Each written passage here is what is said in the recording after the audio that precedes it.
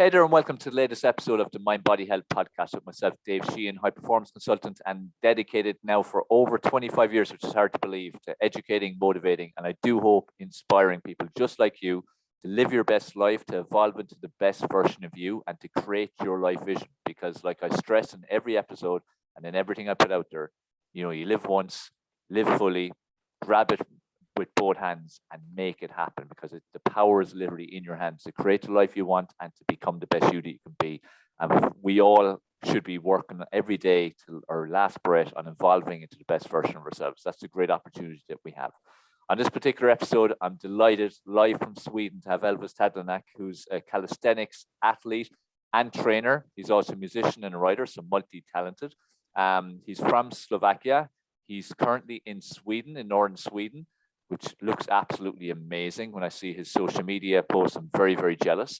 In between, he was in the UK, and that was quite an interesting part of his journey. He got into martial arts at a very young age, so health and fitness became an important part for him. It became really crucial in the UK when he hit challenging times, which we'll definitely go into depth. And right now, again, he's a great example of what health and well-being and having a good mindset, can do for you.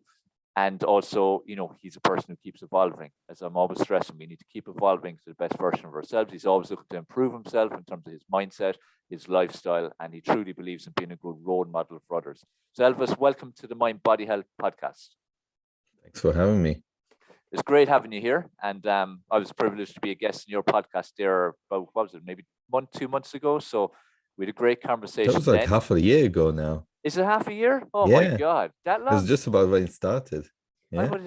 God, it feels like it's about 2 months max. That's why I said a month or two. It just shows the way time's going. But isn't that, again, like what we'll always try to stress to people, like, focus on making sure that you realize time is precious and life is precious, and like it'll keep ticking and ticking and ticking. And like that, what seems like a month or two is 6 months. Just like, even like I have a son, he's 16, he's 17 in July. To me, it feels like literally a year or two since he was a baby. So, time moves fast. And this is why, like I stress to people, live in fear of regret. That's the only thing to be afraid of in life, is regret. So to live fully all the time.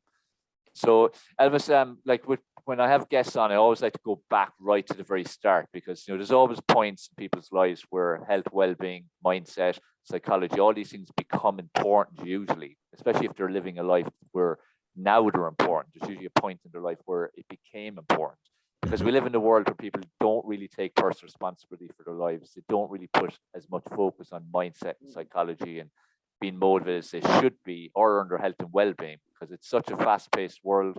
It's so stress-induced. People have, a lot of time, the wrong priorities for what they need. So I like to go right back and see, where did it really start for you? So I know you got into martial arts, I think it was at 12 years of age. So, what was the kind of stimulus for that?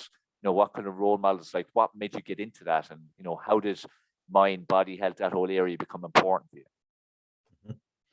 Yeah, like you said, I got into martial arts first, before calisthenics, long before calisthenics, really. When I was on the age of 12. And, as a kid, I got bullied a little bit in school because of my name, pretty uncommon over there. Okay. Where did the name come from, actually? Was it literally from Elvis? Did your parents call you because of Elvis, yeah? Yeah, exactly. So that was a source of bullying anyway. So that was obviously a major challenge very early on. Like, what kind of age? Just when I started with elementary school, so like... Oh, that young? 6, 7, 8. Okay. Yeah. So that was a difficult time in your life for sure. Yeah, definitely. And I guess it impacted me in some ways in the future, in the years to come. And also another thing that got me into it was the fact that I wasn't physically very strong back then.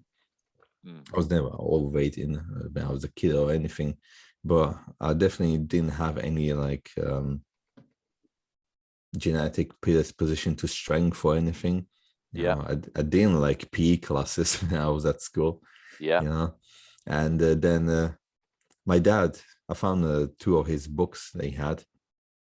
They were about karate, right? So when I think it was like August, when I was 12. So yeah, it's gonna be 20 years now. It's so crazy. So I picked up those books and I started reading and learning some stuff. And the good thing about They were like really old communist books, really from like the 80s or something. And the good thing about them, especially the first one that I picked up, was that, to be fair, the other one as well, that it wasn't just about the martial arts techniques, but also about training. So from the very start, I've learned that it's great to combine things, not just doing one thing. But in that book, I've learned about isotonics, isometrics, stretching, cardio. There's pretty much everything in it, you know. So very early on, I started training and doing pretty much everything. Was it an Eastern-based book in terms of like east of the world? Like, was it all of that kind of philosophies and all the different martial arts? Like, was that kind of it was about karate. Okay. So Japanese, and they, describe the history in it. Some of the philosophy. Yeah. It was a good introduction for me, really. Then I started taking some classes later on, a few years later. Also karate. Also started looking into other martial arts like Aikido, Muay Thai, a little bit, and then I found Bruce Lee. So that was a big game changer, really, because, your listeners, if you haven't seen any of his movies, just go watch them. His presence, and I started learning about him and his martial arts, and about his philosophy, because he was a great philosopher. He actually studied philosophy in Seattle.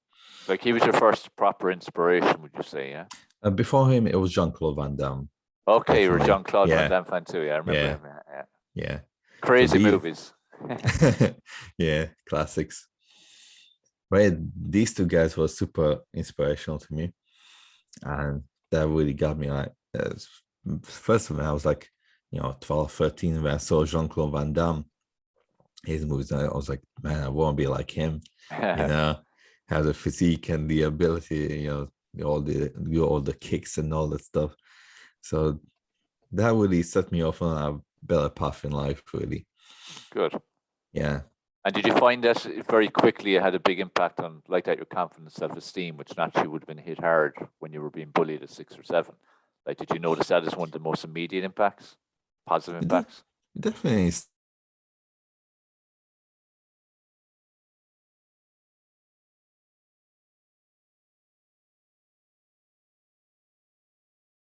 A little bit more quiet, maybe a bit insecure.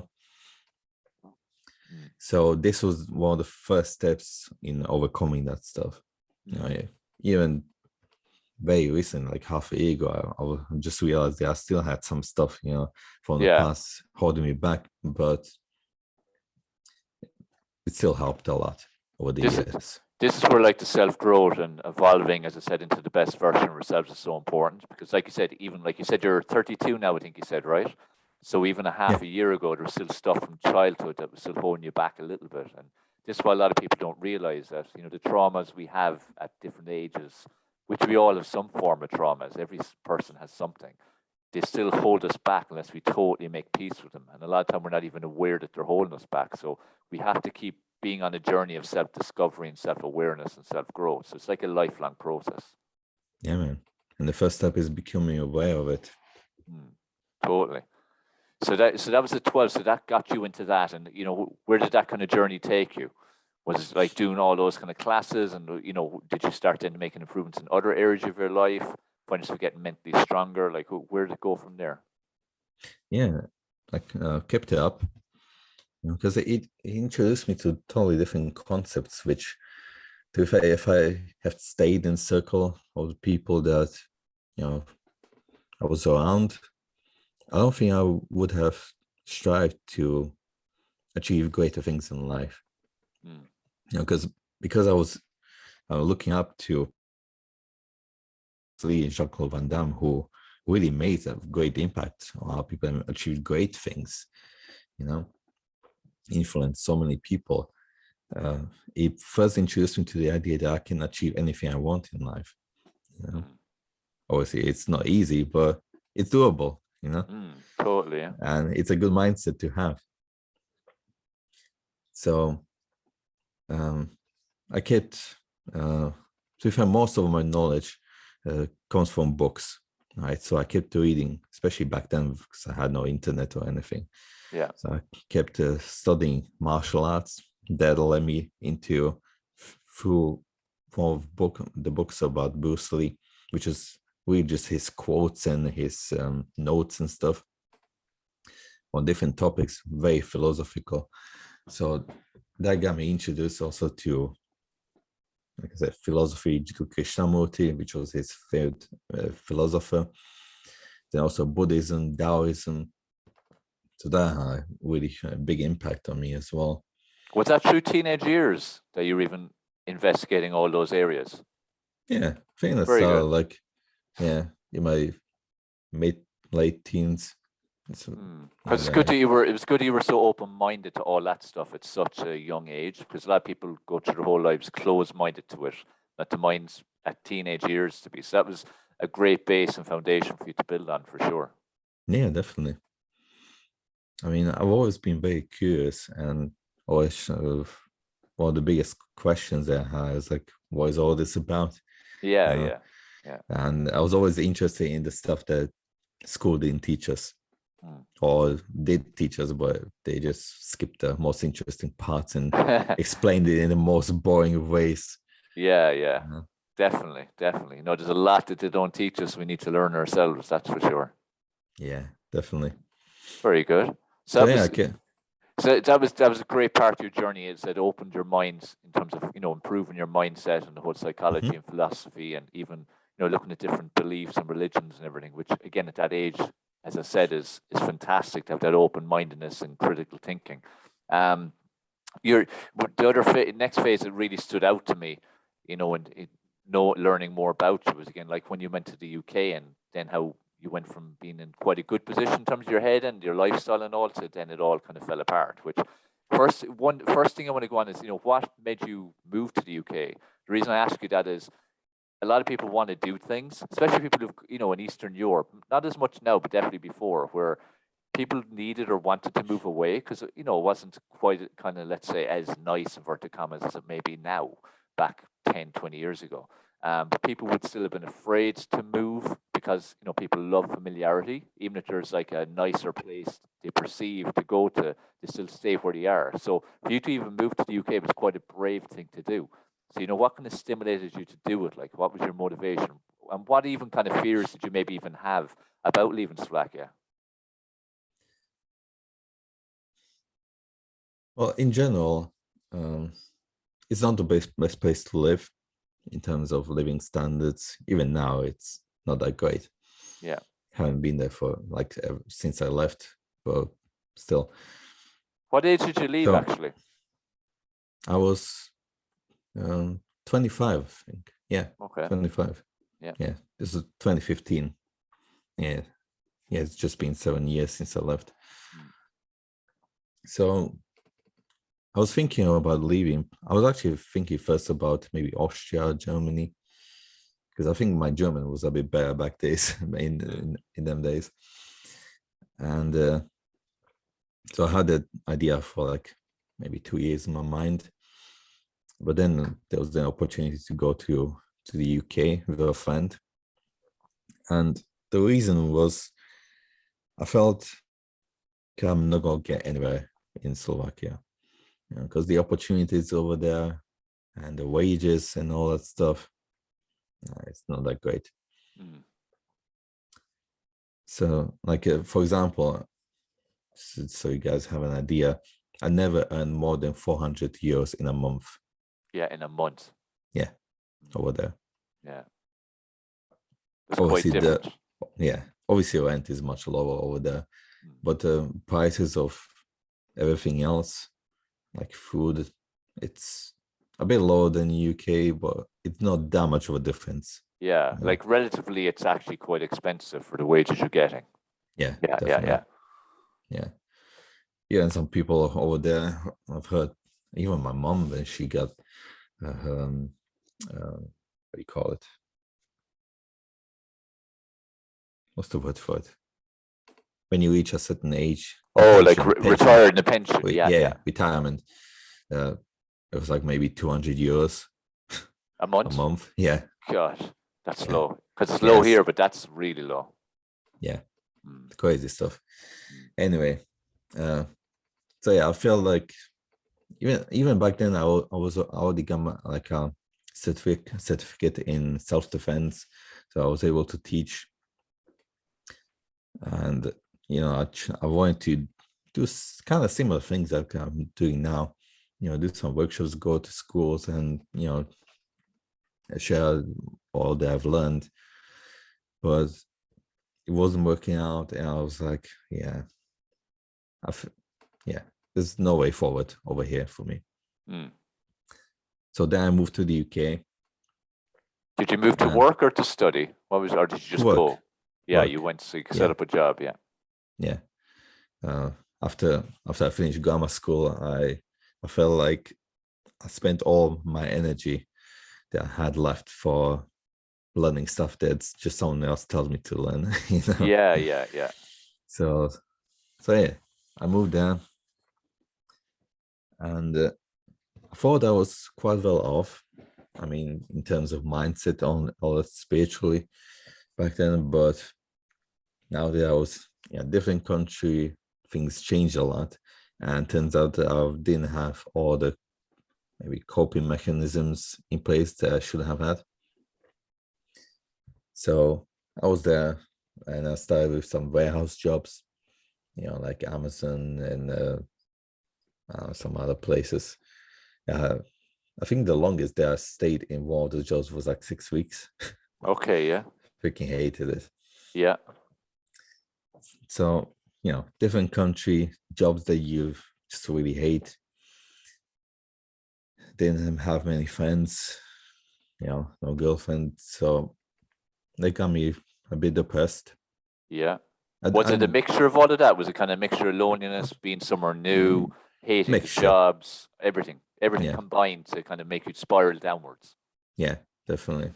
And somehow, for some reason, I started overeating, and also then trying to compensate for it by not eating, and it was just no good. So within when I left Slovakia, I was actually like similar physique like Bruce Lee, even in terms of size and weight. Yeah. So like I had almost no body fat on me. And then I gained like within half a year over there in the UK, I gained like 20 kilos. So that was no good. Yeah.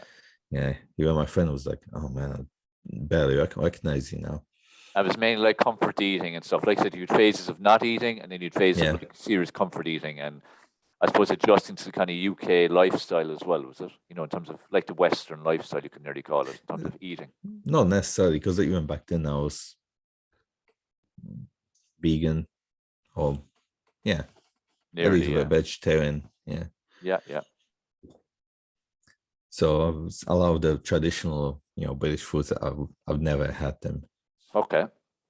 Yeah. It was more a quantity thing. So like you were still eating similar-ish to what you had been, but you started eating way more on comfort eating and probably late at night, that type of thing. Yeah, that kind of stuff. So that was all my worst parts of my life, really. I felt weird. Sometimes I felt like just not getting out of bed. Yeah, it's a dark place to get to. Yeah, that's true. But even throughout those days, like when I first came there, this friend of mine that I came there with, he was like, maybe, why don't you start working at a gym or something? And I was like, I'm on it. So I started putting some money to the side every week. I think it was like 50 pounds to get a course done, so to become a fitness instructor. Then after a few months, I had the money, bought the course, started doing it. This was throughout those 6 months where I gained the weight and all that stuff. So it was during that period. It wasn't, say, the darkness hadn't happened yet. You were doing that during the period of working and settling in and stuff like that. Yeah, but even when I was feeling down, I would still get the course done, and in the absolute worst case, I would still train 3 times a week, some bodyweight stuff. which is a really good thing that I did so, because even I was gaining weight, but I was still training. So my muscles were obviously adjusting to a higher body weight. So during that time, I did build some muscle and I got stronger at least. So that was a really good thing, really. And throughout that time, I still had that in mind, that me being overweight and all that stuff, that's not me. I can do better. I will do better. I still had, some goals. So, and that's really what got me out of it, and knowing that I can do better. Just reminding yourself of that, and just remind yourself of goals you had, and you had to make them happen. Yeah, I remember imagining myself being, again, in good shape, doing one-arm pull-ups. Actually, one thing I did, I got myself a T-shirt back then, like a sleeveless T-shirt. It's pretty good looking. I think I still have it. And back then, where I had excess body fat, I tried it on. It was pretty tight, but still a boy, because I was like, I'm gonna get myself in shape, and I'm gonna look pretty good in it. Yeah. And it did happen eventually. Good. So like exercise played a big part, so in being that little bit of light in the darkness, if we were to say it that way. Because I stress to people all the time that exercise we need to focus on it for our mental health above all else. Of course, we want performance goals. We all want to look good, especially it's a very image conscious world. But people need to shift their mindset to being for mental health nearly first and foremost, because exercise pretty much is like medicine for your mind. Because you can't, you're guaranteed to feel better once you do exercise, even if it's only 5 or 10 minutes. Like, you can't not feel better. You might be in pain and tired, but you have to feel better. So that was one of your main things, to keep a bit of light, as well as visualizing yourself so in a better shape and feeling better. Yeah. Great. Right. So I got my certificate, like, after a bit more than half a year of being in the UK. Then I quit the warehouse jobs. I found myself a job in the gym, which came also with a lot of difficulties, because the system in gyms in the UK is not the greatest when you want to work there. Yeah. But it was already a big step up. And I started slowly overcoming, my eating problems and habits, I would say. And also, what really helped me was just getting back into eating 3 times a day, normal meals, nothing crazy like eating once a day or something like that. Just get back to sensible lifestyle. Yeah, exactly. And training on top of it. So slowly throughout 2016, 17, I think in 2017, I was already in more decent shape. In the meantime, I've learned the, human flag, started working on one-arm pull-ups, that kind of stuff. How long did it take, say, from your darkest, lowest point to get to the point then when you felt reasonably good again? How long was that period of time?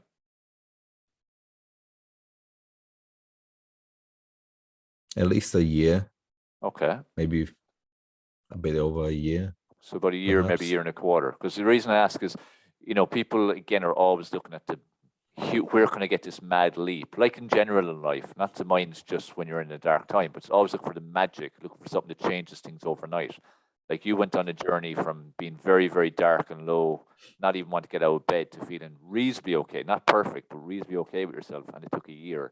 And it was all based, again, on small steps, doing some bit of exercise 3 times a week, to keeping your mind some bit primed, keeping tipping away at your fitness course when you could easily not have done any of it, but you kept going, visualizing your goals. So they were all little steps that basically culminated in you getting out of it eventually. And I think this is what people need to realize. When you're in a bad place, you just have to think, okay, what's the next positive thing I can do? Just one little thing. And that then will kind of give you that bit of empowerment to go on to another one, and just gain some momentum. So it's great. It's actually a good thing that your journey, took that phase of time, because most people would think, a week, a month, or whatever. Like, you can't just change things that fast, and especially for it to kind of permanently change. As you look back on that phase of your life, do you see that now as something that has really played a huge part in making you who you are right now, and that you learned lots of lessons from it? Oh yeah, definitely. I wouldn't be here without it. Because again, that's another thing that people need to, again, realize. It's all self-awareness that, the dark time, like life is a journey. Life is going to have good times and bad times, but it's actually the challenging bad dark times that make us, if we're open to the growth that it offers and learn the lessons from it. Otherwise, we just keep going in and out of the same thing, whether that be with weight loss or depression or whatever it may be. What do you feel are the biggest lessons you did learn from that phase of your life? Where, in what ways has it stood to you? Mm-hmm. Well, as a personal trainer, definitely it makes it easier to train other people and help them when you experience it yourself rather than just learning from books or something. And overall, definitely show me that I just gotta keep going no matter what. Yeah, like it definitely gives you more empathy. It's like you're saying that with clients, too, like at least you can understand where they're coming from. And this is where textbooks can only teach you so much. Courses, they're just bits of paper at the end of the day. Like it's real life experience, especially personal experience, that's very, very powerful. Because I'd be the same. I would have had very dark times in my life, and I would point to them as what really gives me the kind of qualities that I have right now that can help other people. Mm-hmm. Like I said, you just gotta keep going. Don't give up. And like you were saying, even like years ago, even more so now, like when I look back, like even all the bad stuff that happened, I'm like, it was the best thing that could have happened to me. No matter what it is. And that's really true. Even if it's not true, it's still a good thing to keep in mind. Like even when you're in the middle of something, like, okay, what is this teaching me?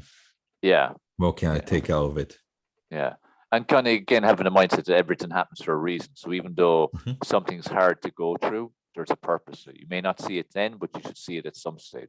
Because it's like everything. It's like every day we make thousands of decisions and choices.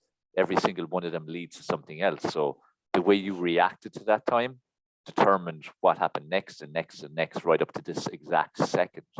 Another person in the exact same situation could be dead now from alcoholism or heroin overdose or something. Whereas you've turned it around to now use that to your advantage to help other people. And like I'm sure, like since that time, you've had times when you've started to fleet back into a bit of darkness, because look, life is never rosy. There's always challenging times, and we've even spoken of some of them that you've had in the last few years. But I'm sure that experience has made you stronger and better able to cope with it, and given you the belief that you can get out of it and to accept that, look, this is life. I'm going to have a bit of a dark time. What do I do next to get out of it? Like, would you feel it's kind of helped you in that way? Yeah, definitely. Like the second lowest part of my life was kind of like from the start of the pandemic up until almost on the time when we did our podcast. So 7-8 months ago. Because when all that stuff happened, that also triggered some stuff, from my past, which I only just managed to overcome and become aware of it, like half a year ago. So like for 2019, things were getting a lot better, like it's one time as we met, wasn't it? They are talking Brighton where we met. Exactly. It was 2018, 2019, something like that. Yeah, early 2019. Then later in 2019, I did this pull-up challenge for a charity in Doncaster. So it was World Mental Health Day, and I wanted to actually do it in the town center, in the like a main shopping mall. But they were like, "Oh, there's not enough space for like a pull-up bar." And I was like, "Really? You usually have multiple cars in there." Exactly. So whatever, I did it in a gym. Some nice people helping out, and I did 2,000 pull-ups in 6.5 hours.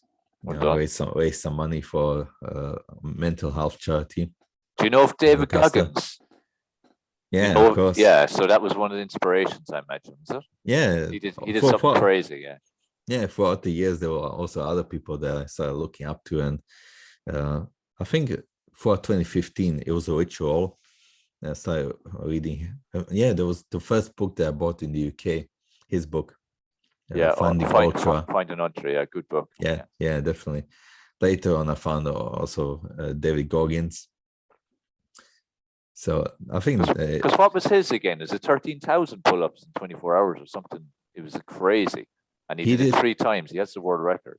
He did 4,000 to break the world record back then. I think someone did 8,000 or something in 24 hours since then. But he did break the record on third attempt. Yeah. Because remember, that's it. The previous attempts had like totally destroyed his hands, like no skin, nothing, and he was still kept going. And he didn't even have a long period of time in between his second last time and the time he actually succeeded. So his hands hadn't even repaired. But again, he's like a mind monster, really. He's got no barriers. Yeah, first time I think he went into abdo. So when your body starts breaking down muscles and stuff. Yeah. Second time he ripped his hand in pieces basically.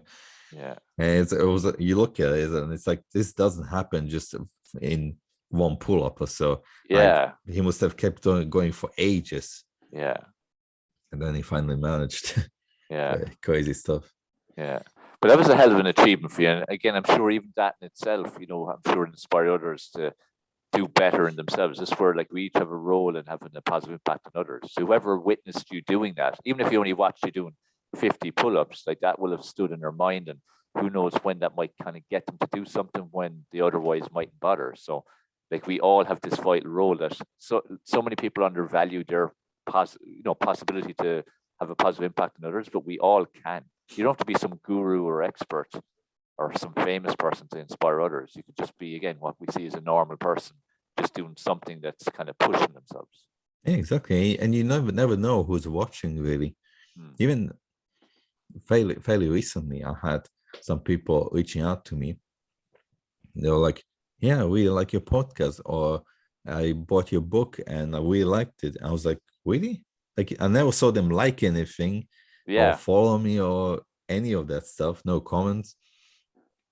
But they were still watching, and they like my work and found value in it. So yeah, you never know. Yeah, no, and that's so nice to get then, because I know what you mean. It's sometimes you can wonder, is it worth it? Is it making an impact? Because a lot of people just consume stuff; they don't necessarily engage or react. Mm-hmm. So when you get messages like that, it reminds you actually, there's a lot of people actually watching, and they mightn't engage, but sure, look, they're still watching us. It still can have an impact.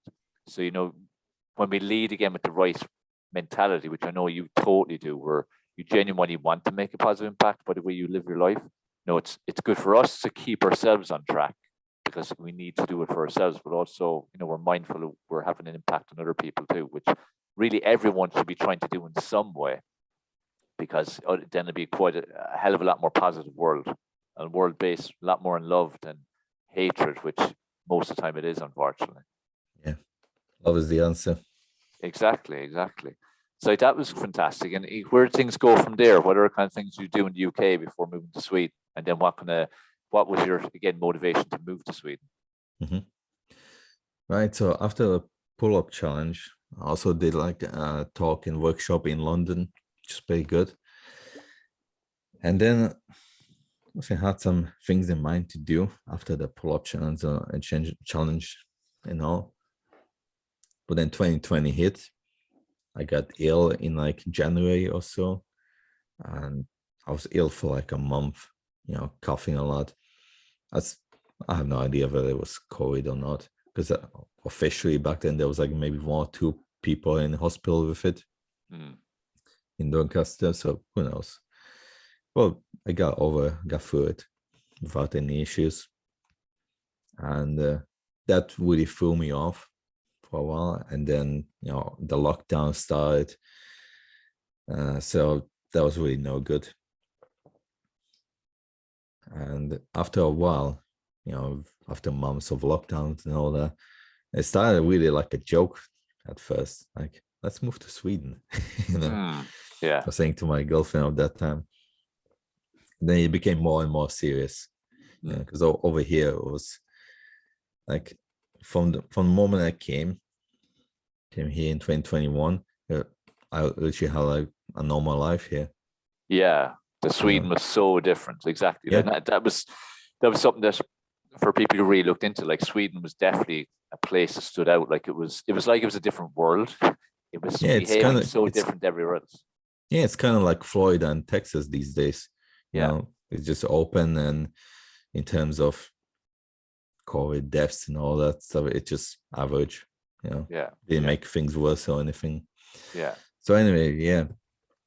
So that was a big part of you moving, was just to get away from the kind of such the massive negativity and fear mongering and propaganda, which it was without a doubt to a large degree even. But to get out of that and lockdowns and your life being restricted, it was to get your freedom back, basically. Exactly. I didn't want to be criminalized for seeing my friends or something. You know, that's absolutely insane. Yeah, totally. You know? Totally. So that was a big part of it. But there were also other things, like I never really got into the culture of the British people. You know, it's not my thing really. Nothing against them. Met some nice people there, but don't vibe with that country really that much. And the reaction to the pandemic and all that stuff, they just made things worse. And you know, when it comes to Sweden, I do prefer continental Europe, to be honest, in terms of culture and everything. And it was great decision, at least for me, to do so. Because really, everything I wanted to achieve is just happening now. You know? Yeah, that's it. Like you had a lot of visions that have happened since you moved to Sweden, which is great. It doesn't just show again the power of energy. Either. Yeah. What were things you found difficult at the start? You said that wasn't easy. What kind of things were the challenge for you? Again, you know, different country. That comes with a set of its own challenges. But I think the main takeaway, or the thing that I was supposed to learn here, was to overcome some more stuff from the past. You know, in terms of becoming really self-sufficient and overcoming some trauma from the past. Because in my family, there was a lot of trauma, as I found out. You know, even thanks to my podcast. You know, it's funny how there are certain things you have on your mind, and suddenly you have a guest who just talks about that, you know, and you learn about that. Yeah, exactly. That's where the energy is, like, you know, where your energy is going, you're attracting it. So, exactly. So I had a lot to learn, because like I said, in my family, I mean, you know, there was the issue of like 3 generations of my family went through communism, pretty much. Like in case of my dad, for example, when he was stationed in Czechia for his compulsory military training, one of his friends decided to run away to Austria with a machine gun. You know, so he got in trouble for that, got interrogated, and who knows what happened to him over there. Yeah. Then, so after that, he obviously couldn't go study or anything, even though his dad was like in the party and everything. Then my mom was abused by her mom when she was like 2 years old. So I literally strapped in a chair, getting beaten up, and you know. And my dad, he also had issues with money. You know, it was always like things are, no matter what I do, it's not working out. Yeah. So that obviously affected me in some ways. Of course, the environment you grew up in has such an impact on us. Yeah, it's freaking crazy. So that was something to work on, you know. And it was like, when I first came here, like things weren't working out. It's like, it was kind of like, not yet. Yeah. until things just came crashing down. And that's when, all the things that I've learned from the past, now is the time to use it, you know. Because I was, at one point in September or so, I was just totally alone here. I had no money. I had no social security number, so nothing to fall back onto. And technically, I could have gotten deported because I overstayed a little bit. You know, you can, as a EU citizen, you can stay for up to half a year searching for a job. I was here a bit longer. Yeah. All right. not a good situation in. But I said to my ex, when she was leaving, she was like, "Oh man, you should you basically play it safe and go back to UK. You got something to fall back onto over there." I was like, "Hell no, I'm not going back there. I'm going to make it work over here." Yeah, you were determined to make it work. Yeah, and I found my way. Whatever things that needed sorting out, I did so.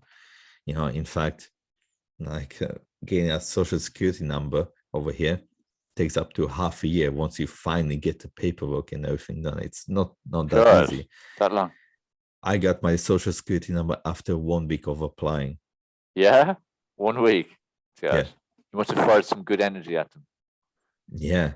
I mean, honestly, one of the really most impactful things that I've learned, especially recently, that really turned things around me, was learning about manifestation and the law of attraction, which we talked about together on my podcast. Yeah. I mean, that was a total game changer. Yeah. Visualizing things, feeling, being in the state of the wish fulfilled. I mean, I was in the past, I was a bit resistant to it, even though I kept meeting people who would bring it up and who were into it. I was like, I'm not sure if that could really work, but it does. Yeah, totally. Yeah. And it's just tying that in then with the energy. It's like abundance mindset and manifestation and visualization and what you want. And you need to attach good belief to it and put out the right energy. And, like anything, we're human. So we'll have times or things or people who will nearly take us back a little. Then we have to address that and bring our emotional state back to, a level where it's being too high or too low. So, it's not easy, but it works, and it can work so damn fast. It's like, even with that, you clearly put out the right energy for that to come about. For it to come about in a week is just amazing. But this is what happens when people truly believe in it and they truly act on it. It's like with everything, action's all that counts. Like for you could have taken the easy option, like what most people do in life. And for you at that time, it could have been to go back to the UK. That would have been the easy option. You said, no, I don't want to go back to life. It's a step backwards. What do I do next to step forward? And how can I continue my self-growth and improve my energy? And like that, you got into law of attraction, manifestation stuff. And now look what's happened in a short period of time. Like even when your podcast has come about and other things that you're doing, and you were telling me about your music and your book and everything. So, and now you're nice and settled there, and you're happy, you're much happier than you were. Whereas you could have just ended up going back to UK like most people would have chosen, because it was a less fearful route. That would have been probably one of the biggest failures in my life if I would have went back there. Yeah. It could have defined the rest of your life. And this is where, again, every single decision we make is leading to something. And you deciding to go back could have just left you in a bad place the rest of your life. Instead, you staying and fighting for what you truly wanted, and your vision has now put you in a much better place, and you're on the right way of your journey now. Doesn't mean you're going to not have challenges. You're going to. We all are having challenges throughout life. That's what helps us to grow. But at least, you're learning more about you all the time, and you're creating a life that you want to live. Just fantastic. It's a great example of how this stuff works. Yeah, it definitely is. I mean, even the small things, like, for example, it's small, kind of silly, but I have a folder in my phone with certain things that I wanted in my life. Whether it's things like specific guitar, for example. So I had it there. I would look at it every now and then. And then I have a second folder where I take a picture from the first one and then put it together with an actual picture once I got the thing. Yeah. So that second folder keeps filling up. Excellent. Including the guitar that you see in the background. Yeah. I wanted that one for quite a while, and I just got it finally. Yeah. And this is the thing, like for everyone, like whether it be something that's physical like that, or a life experience, or some can be success, anything, yeah. It could be anything. And we have to keep visualizing it happening until it does. So act as if, and truly build that belief. And look, when you start off wanting something, it's a little bit hazy in your mind. Like you're not going to have a perfect 100% belief visualization, but you have to do it at least. Then it becomes a practice, and then it becomes normal. Then you actually expect it to happen, and then it does happen. So this is where like I'm always stressing, we have to keep evolving into a best version of ourselves. We have to keep looking at how can we evolve more. Like in those last 6-7 months, part of your evolving has been to really embrace law of attraction and manifestation. Mm-hmm. And look at all that's happened, even just like that little things. So, people have to keep looking at where can they grow and improve and, ultimately create the life they want, because they can. Yeah. It was a lot about looking inside me and figuring out what's holding me back. All the traumas and that kind of stuff. Because like you said earlier, everyone has something in them, something that's holding back, some trauma from past. And if you don't figure it out, don't overcome it, things come crashing down on you, and then you will have to figure it out. Yeah, totally.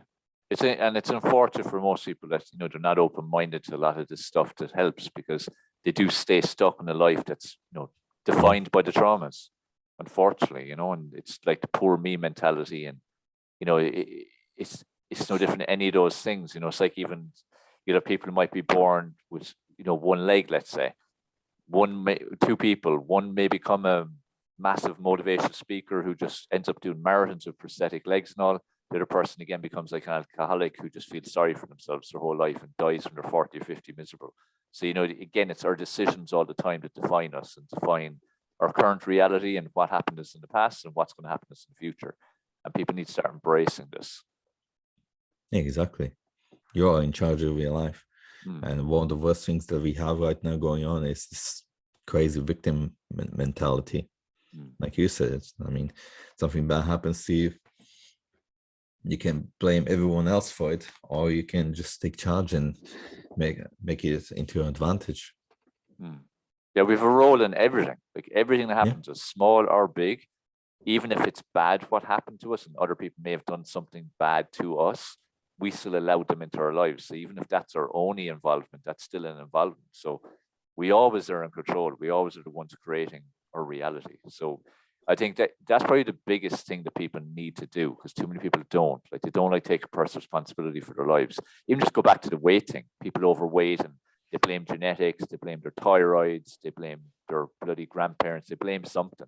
And look, these things have a little role to play. Of course, genetics have a bit of a role. Of course, if you've underactive thyroid, but why did you get an underactive thyroid? Like, there's always something you can do to improve, and there's always a reason why you got to that point. Same as diseases and everything. So we have to start taking responsibility for everything in our lives. That's, I think, the most important step for people. So what kind of things are you looking to manifest now in the coming weeks and months and years? What's in store for Elvis? Well, definitely working on my business, really. I'm looking into doing more workshops again, because that's something I really want to do. But it's calisthenics, also more getting more into the mindset power, side of things. Then, like I said, keep writing my music, so that's gonna come soon as well. Yeah, very good. And work on your passions, basically. Like you love calisthenics, love martial arts, you love guitar, you love writing. Like, your life is becoming your passion, which at the end of the day, again, we all have the power to make our passions our life. And that's what you're turning it into when you go back. It's not that long ago working in warehouses, hating life, basically.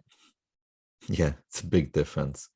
And you just gotta enjoy life at the end of the day. Do more of what you love. For me, it's these things. For you, it might be something else, but just go do it. And like you were saying, that some people just stay where they are, don't take the leap forward. It's most of the time they are. Some people say they are afraid of the unknown, but it's many times they're afraid of losing the known, what they know. Totally. But have you seen the movie Interstellar? Yeah. There was a good quote that the only way how people ever figured out how to get somewhere was to leave something behind. Yeah. It's so true. Yeah, exactly. But like you said, unfortunately, people prefer to stay in what's familiar and they fear to step into the unknown. But the ironic thing is, like, they see stepping into the unknown as a risk, when the reality is the risk is really staying where you are, because you're risking wasting your life, because you wouldn't want to step forward. You wouldn't even be looking at this new thing unless you weren't happy where you were. So the ironic thing is that people are not they're living in fear. They're not taking risks, inverted commas, but they're actually risking everything by staying where they are. That's the whole irony of the thing, you know. So it's another kind of awakening people need to get, and I suppose like just a light bulb moment that just will hit people at certain times. And that's where, again, like us, through our lives, the way we live, what we say, what we do, hopefully sometime we'll just spark that into somebody. That's where, again, everyone has the power to impact other people positively. Exactly. And everything you want in life is outside of your comfort zone. Everything. Yeah, exactly. And it's no different. It's like professional athletes, singers, musicians, you know, actors, whoever, you know, business people. They're just people. They were once 3-4-year-old children just running around carefree, not a worry in the world. And like, this is what people need to see. Instead of seeing people on these big, huge pedestals, start to see, actually, you know what, that's a normal person. They were like me one day. They just took action. That's all they could have done that's any different. So, you know, instead of putting them on pedestals, see them again as inspirations and to stir you into action instead. Because we live in a world that's so based on idols and celebrities and looking up to people, and literally spending your life consuming other people's lives as opposed to making your own life be what it can be, and just being inspired by what other people are doing. Yeah, that's why I'm so glad that I had the role models that I had when I was younger. You know, like Jean-Claude Van Damme. And compared to the celebrities, so these days, I mean, so much better, that guy. Because he also, like, when he came to the US, he also had pretty much nothing. He said that at some point he had to steal food. Yeah. You know, when he was there. And it took him 5 years from the moment that he came to the US till he got the role in Bloodsport, which. Where's he from originally, actually? So I don't know. Huh? Where's he from originally? Belgium. Oh, Belgium. Okay. Yeah. Yeah. So I wasn't sure. Just thinking, or I didn't even know. Yeah. Yeah. So yeah, it took him 5 years. But even during those 5 years, or when he first came to the US, when someone asked him, like, what does he do, or who is he? He was like, I'm a movie star. Yeah, yeah. You know? So acting as if. Yeah, exactly. Yeah. And then he would go on doing some kicks and splits in Sylvester Stallone's garden or something. Yeah. But that's it. It's not giving up and having that vision. Same as, like you mentioned there, Sylvester Stallone. Like, he was rejected and rejected and rejected. Like, there's a great video of him telling a story on YouTube, I think I saw years ago, but he was rejected constantly because, again, he didn't sound good, didn't want to be in a movie. Then he wrote the script for Rocky and they kept rejecting it, or they said, we'll only take it on if you're not in it. And he says, no, I'm in it. And he kept at them. And eventually he found whatever director to take it on, and he's the main actor. And now look at him, like, look at the career he's had, you know. Schwarzenegger would be similar, you know, people who were rejected. I was just thinking of him. Yeah, constant rejection. And then he ends up being like a governor of California eventually, which is pretty insane. Yeah. I remember him saying that, you know, the people from the studios, they were like, oh man, you have a terrible Austrian, a German, or what kind of accent. Yeah. Your name, I mean, that's just horrible. People won't even know how to pronounce it. You know, but he turned it around into his favor. Yeah, just wouldn't give up. And this is the thing about people who succeed in any area of life, like whether you're at the very pinnacle like that, or even just someone local who achieves something, you know, in business or athletics or whatever it might be. The bottom line is you have to have a vision and you have to believe it's going to happen. You have to literally never give up, like never stop knocking on the door. And the lesson for people is, even if you don't get to exactly where you want to be, you're going to get somewhere by having that attitude. And you're going to have a far more fulfilling life than, again, regretting that, oh, I should have tried this, or I should have tried that. I should have taken that chance. So, you know, just go for it. Because what have you got to lose anyway? Like, you do have your life to lose. Like, that's, again, the irony that people are literally losing their lives, risking their lives to not step into the unknown. Like, it's pretty crazy. Yeah. We all have tremendous potential in us. Yeah. So let's make use of it. Exactly. And also, life is not a sprint. You can't make things happen. Usually, some cases you do, but usually it's about being persistent. It's like more like a marathon, really. Just gotta keep going. Yeah, exactly. That's another important thing. Like we were saying earlier about people looking for quick fixes or the magic blueprint and stuff like that. Doesn't work that way. Like, you know, 1 in a million might find some magic step like that, but for the vast majority, you have to be persistent and you have to keep consistent and you have to be determined. And overcome obstacles and take the upsets and the knockbacks and just keep going and going and going and get there eventually, you know. Tell us about the recent challenge you did, because it was pretty amazing what you did. And it's great to see how well you did, and you did it for a great cause. So tell everyone about what you did recently. Oh yeah, I did another challenge a few weeks ago. So a friend of mine from the UK, he just invited me into a group on Facebook. And so I opened it. So it was like for shelter in the UK, who work with homelessness issues and all that. So they were doing this challenge where the participants would do 100 push-ups every day for the entirety of April. So altogether 3,000 push-ups. And when I saw it, I was like, I can do it in one day. Yeah. And just like I did those 2,000 pull-ups in the past in 2019, making to like, you know, raise some funds and, you know, hopefully inspire someone. So I was like, I'm on it. Because I was thinking about doing something crazy like that again anyway. So now there was an opportunity. So let's do it. So I started doing loads of push-ups, which I don't when training. You know, the classical standard push-up, I don't do much of it. Like I usually do harder progressions. So, but I started doing that. So over the course of 6 weeks, well, it was 7 weeks, but then I had a cold and I had a pain in my elbow. So that took me out for a week or so. So I had like 6 weeks to prepare myself for it. And I did 8,500 push-ups in training for it. And then I did 3,000 push-ups in one day in like 5 hours or so. Excellent. That's some going. Because I saw like that your training program, what you'd done like that, the 8,500 push-ups. So it's pretty tough going. Yeah. So it was like 11,500 push-ups in 6 weeks or so. Yeah. But again, shows it can be done. It's just, again, having that vision, deciding what you want to do, having a bit of passion behind it. Like you were very passionate about raising money for this very important cause, especially now more than ever, where homelessness is getting off the charts, and it's going to get way worse, unfortunately. That's just the way things are going to go. So like at least you had a big why and a bit of, you know, passion behind it. So that really spurred you on. That's why we have to, again, have purpose. It's very hard to achieve anything unless you have purpose. That's why, again, live your passions, decide what you love to do, decide what impact you want to have, and let that be the fire in your belly when you don't feel like doing things. I'm sure there's many of those days in those 6-7 weeks where you didn't want to do any push-ups, but you knew you had to, because otherwise the end goal ain't going to happen.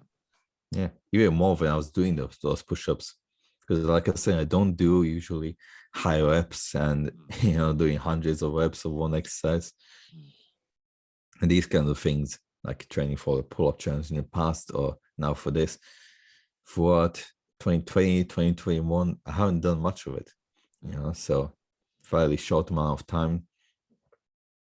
So whilst I was doing it, those 3,000 push-ups on that day, somewhere like after 1,000 push-ups, my elbow started aching. So I had issues whilst training with it as well. I kept going, you know. Then halfway through, or maybe around 1,700 push-ups in or so, my triceps started cramping up. So like when I had my arm extended, you know, just straight, it would just tense up. Yeah, so I had to like pull it back like this again to just relax it. So I had started taking longer breaks in between sets, you know, but I just kept going. Yeah. Same with the pull-up challenge, and despite all that, I managed to finish it. Yeah, no, it was a great achievement. I just had to, you know. Yeah, that's it, and that's the way it has to be. Again, it just has to happen. You have to get to that end goal, and that's it. So it's that determination, you know, and desire. So, you know, it was fantastic. It was great to see, and, you know, well done you on that. You know, and again, for a great cause, which is important. That's, like I've said, you know, you live a life where you genuinely want to make a positive impact. Like you lead from your heart, and this is what we need. We need more people like this in the world, and there's definitely more coming. It's just it needs to happen faster. You know, because societal conditioning and the world at large and the lifestyle people have has just created so much kind of I don't know, like selfishness, self-absorption, all that side of things, hatred and division and so on. So we have to, again, do things that are going to help to create positive energy and create love and all that type of thing. And that's how, we can make this a better place to be. And we all have, again, the power to have that impact by simple gestures. Like I always tell people, even just something as simple as smiling at someone. Like for many, many years, I purposely, if I'm ever outside and passing people, I'll always smile at them or say hello or nod or something, acknowledge. And my son used to always say to me, why are you doing that when you be with me? Because a lot of time they mightn't acknowledge back. And you never know the impact of that. That one little smile, nod, acknowledgement, whether they acknowledge you or not, could transform their day. Because sometimes we just need that little spark just to feel that we're actually noticed. Because especially if we're in a darkish kind of place, we're feeling like we're not noticed, we're feeling like we don't matter. And if someone gives you acknowledgement, that can change your day. So we never know what little actions we do. Like people following what you did with the push-ups or the pull-ups. How many people have gone on to do some form of a challenge like that, or even just start training? And if they do that, then what does that do to their lives? And someone's seen them do it, they then start, and so on and so on. So it's like a domino effect. This is why, if we all start doing things with the right intentions and to have a positive impact on others, things can change pretty damn fast. Yeah, definitely. That's the thing. The culture that we live in tells it marginalizes people. It tells us that we are just like a clog in a machine. We don't really matter, and it diminishes us. It takes away the power from people. But the fact is, we can do a lot of great things, and we can be impactful, and we can do good things for others. Totally. It's what we have to do. When people want to find out more about you or follow your stuff, where's the best place for them to go? I'm mostly active on Instagram, really. So it's Elvis.health and fitness. Otherwise, I got my website, lifeofelvis.com. And those are the two main ones. I got also a new Instagram for my music and art and book. That's Elvis Art and Music. But everything's on my website, really. Yeah. And your podcast, of course, as well, Life of Elvis. So yes. Yeah, that's also on my thank you. It's also on my website. Like I said, everything that I do is on there. Yeah. And the podcast, it's on YouTube and Rumble. So you can also find me under Elvis Health and Fitness on YouTube. Yeah, you're getting some great guests, and very kind of,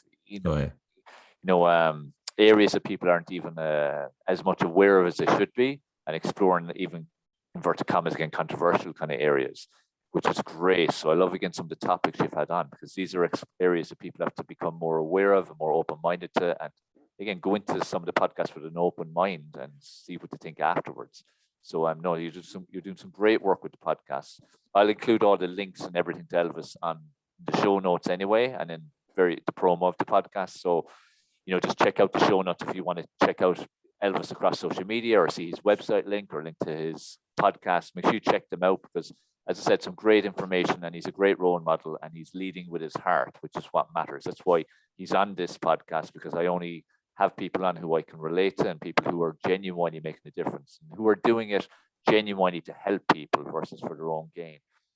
So Elvis, look, it's been great to have you on the Mind Body Health podcast. It's been a pleasure talking to you as always. You're doing amazing work, and just keep it going. Yeah, thank you. It's great talking to you again. So guys, that's the end of this episode of the Mind Body Health podcast. It's been a pleasure as always. Make sure you leave a rating and review where you can, depending on where you listen to this. Share this out there far and wide, because people need to get these kind of messages.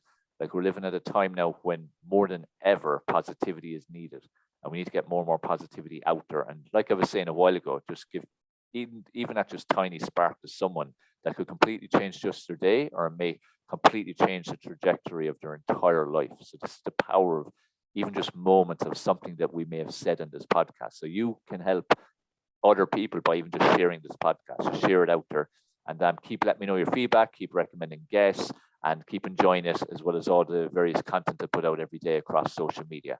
So take care, have a good day, and remember, it's in your hands, the power is in your hands to evolve into the best version of you, to live the life you want. And remember, you're creating your reality every single day. Take action, focus on that.